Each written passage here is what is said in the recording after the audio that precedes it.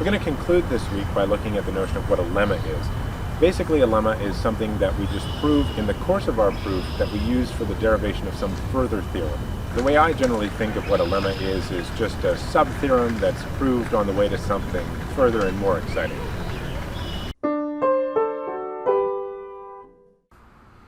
Let's just start this off by recalling what a theorem is. The definition is pretty simple. A theorem is something proved in the course of our deduction. A lemma is also something proved in the course of a deduction, but usually it's for the sake of something else. And that's pretty much all there is to it.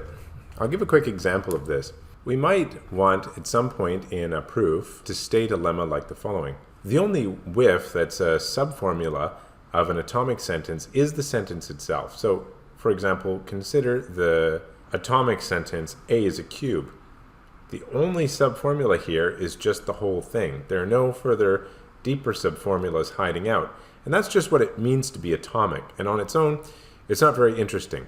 But we might need it in the course of some greater proof. And this is in fact very important because it allows us to show that there's no part of cube A, for instance, the constant term A, is not a formula whatsoever. And so there's no way to speak about its properties as a formula, and it certainly will never serve as a sentence, so there's no way to talk about it being true or false. Now, why would we want to know this? Well, we might be on the way to proving some theorems about some other aspects and more important aspects of our system of logic, and we can't just go taking a thing like this for granted.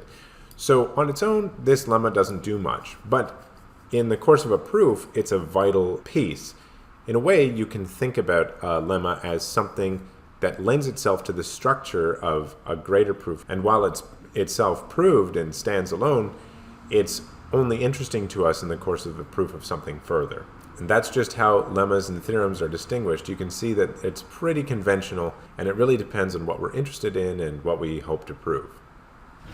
And with that, we've wrapped up our week's discussion of the logic of the quantifiers.